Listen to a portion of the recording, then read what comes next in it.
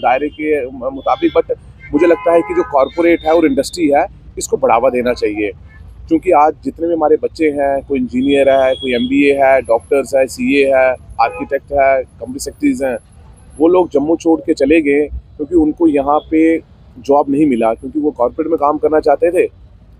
तो मेरा आपके माध्यम से सरकार से गुजारिश भी है कि आप जो बड़ी इंडस्ट्रीज़ हैं और बड़े बड़े कॉरपोरेट जो हैं, जो जम्मू में आ सकते हैं और वो जम्मू में ही हमारे UT में लगेंगे, JNK की, श्रीनगर में पॉसिबल नहीं होगा, तो आप उनको बढ़ावा दीजिए ताकि बहुत सारे जो हमारे बच्चे बाहर जाने से रोके जा सके। आप जैसे जानते हैं कि एक एक दो दो बच्चे सभी के हैं, और जो इंजीनियरिंग करता है एक और बाहर जाता है, बैंगलोर मेट्रो सिटीज़ में जाके दिल्ली में बस जाता है या फ़ॉरेन चला जाता है, वापस नहीं आता, तो पीछे माता पिता वृद्ध रह जाते हैं।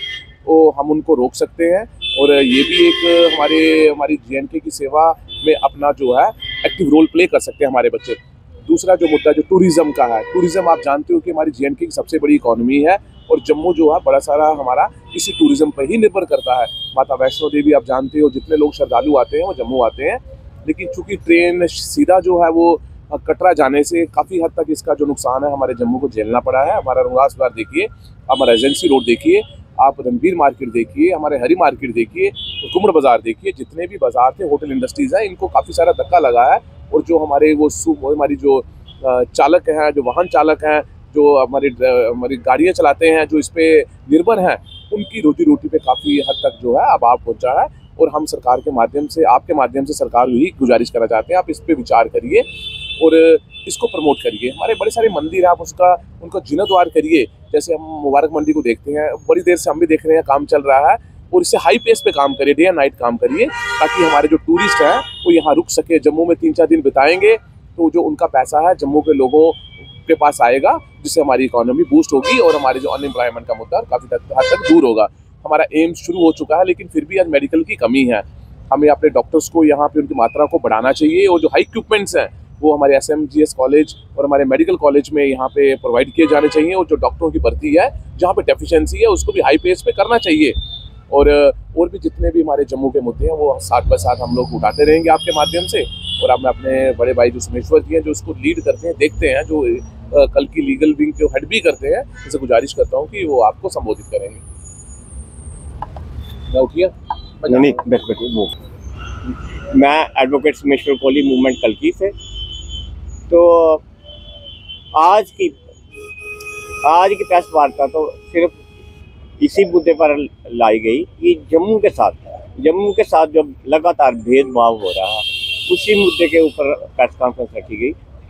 आप देखिए, जम्मू एक बसा बसाया शहर उजड़ने जा रहा है और कोई इस पर कुछ नहीं बोल रहा। देखिए, ना ही यहाँ टूरिस्ट के अट्रैक्शन के लिए कोई भी स्पेस, कोई भी ऐसा जगह नहीं है जहाँ के लिए टूरिस्ट को अट्रैक्ट किया जा सके।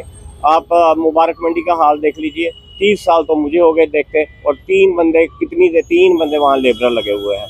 मुझे नहीं लगता आने वाले 30 सालों तक ये प्रोजेक्ट कंप्लीट हो पाएगा। इसी तरह आप देखिए, आर्टिफिशियल लेक का प्रोजेक्ट आया, बड़ी जोर शोर से उसकी एडवर्टाइजमेंट की गई कि यहाँ आर्टिफिशियल लेक बन जाएगी, टूरिस्ट रुकेंगे, ये होगा वो होगा। लेकिन आप जाके देख लीजिए, पुल के पार से ऊपर से देख लीजिए, कहीं नामो निशान नहीं है। एम्बैंकमेंट अभी तक नहीं बनाई जा सकी उसका कभी प्रोजेक्ट में, आर्टिफिशियल लेक के प्रोजेक्ट में।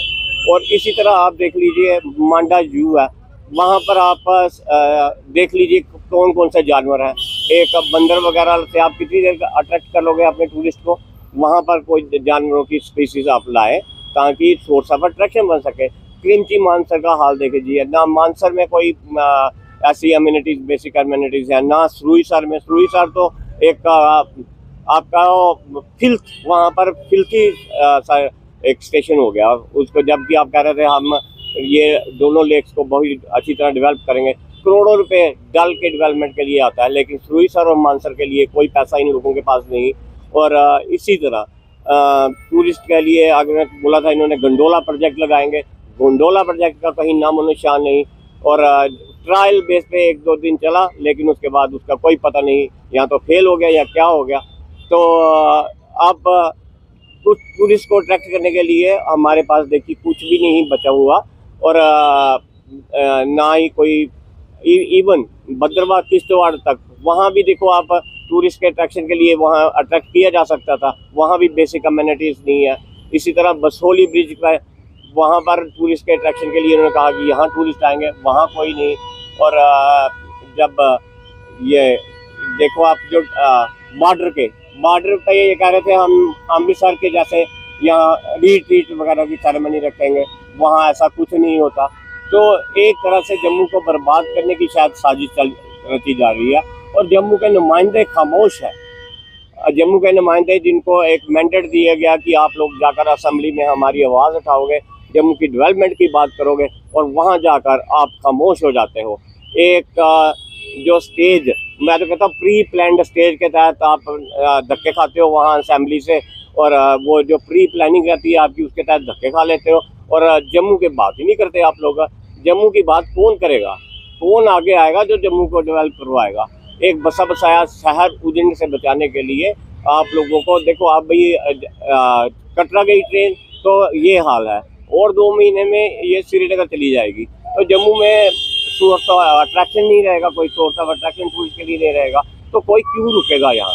कोई क्यों रुकेगा? कोई यहाँ नहीं रुकने वाला। एक हरी मार्केट देख लीजिए आप, रणबीर मार्केट देख लीजिए आप, मंदिर बाज़ार देख लीजिए, गुजरात बाज़ार देख लीजिए, घूमट बाज़ार देख लीजिए, जहाँ पर हमेशा टूरिस्टों का तांता लगा रहता था। वहाँ के दुकानदार 3-3 दिन तक बोनी भी नहीं करते। तो मेरी यही सब सरकार से गुहार है कि आप लोग जम्मू की तरफ ध्यान दो, अदरवाइज ये एक बसा बसाया शहर उजड़ के रह जाएगा। धन्यवाद।